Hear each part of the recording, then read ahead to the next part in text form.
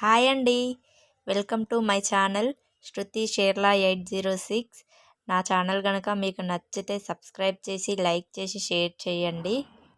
ఈరోజు నేను hotel style vada చేయబోతున్నాను. చూడండి. ఈ వడ రెసిపీకి అయితే నేను ఎప్పుడు గుండు పప్పే తీసుకుంటున్నానండి.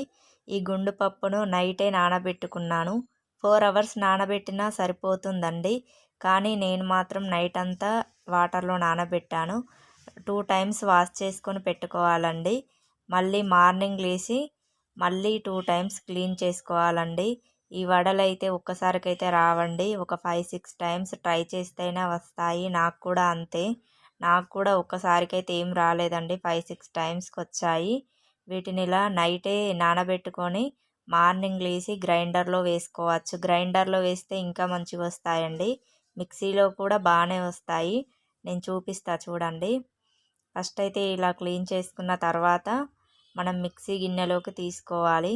ఇందులో కొంతమంది రైస్ కూడా వేసుకుంటారట నైట్. కానీ రైస్ వేసుకుంటే అది అంత బాగా రాదు. చూడండి ఇలా చేయండి. ఫస్ట్ అయితే మిక్సీ గిన్నెలో మినపప్పు తీసుకోవాలి. తీసుకొని వాటర్ అయితే చాలా తక్కువ పోయాలండి. పోసుకుంటూ పట్టుకోవాలి. వాటర్ కొన్నే పోయాలి. బాగా పోస్తేనైతే రుబ్బు బాగా మెత్తగా అవుతుంది.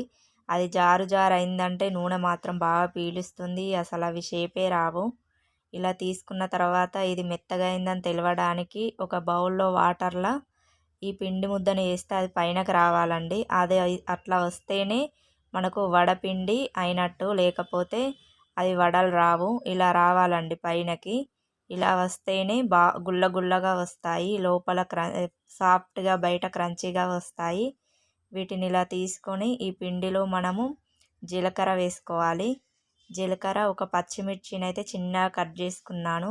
కొంచెం కొత్తిమీర కూడా వేసుకున్నాను. హోటల్లోనైతే ఇలా కొత్తిమీర, కరివేపాకు, ఈ పచ్చిమిర్చి ఇవేమీ వేయరు. నేను అలా వేసాను.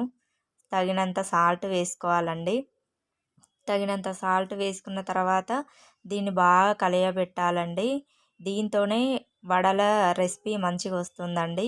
ఎంత మంచిగా మనం కలిపితే అంత గుల్ల గుల్లగా వస్తాయి. లోపల స్పంజిలాగా వస్తాయి.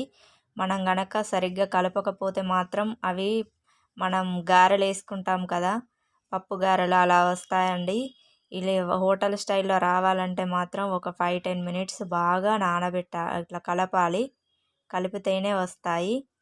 ఇలా కలిపిన దాన్ని ఒక 1 అవర్ ఫ్రిడ్జ్లో పెట్టుకున్నాను నేను. ఫ్రిడ్జ్లో పెట్టుకుంటానే బాగా వస్తాయి.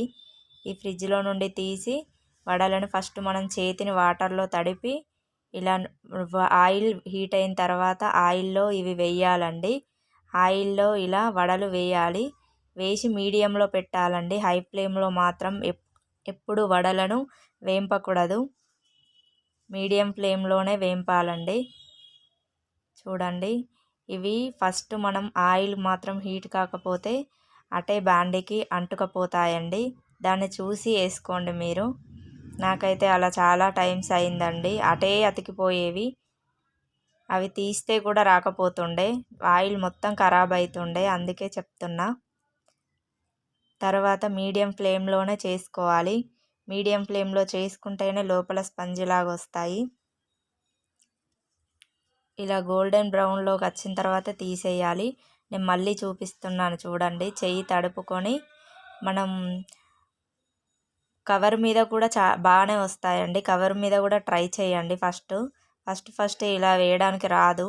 కొన్ని రోజులు మనం కవర్ మీద ట్రై చేస్తేనే వస్తాయి.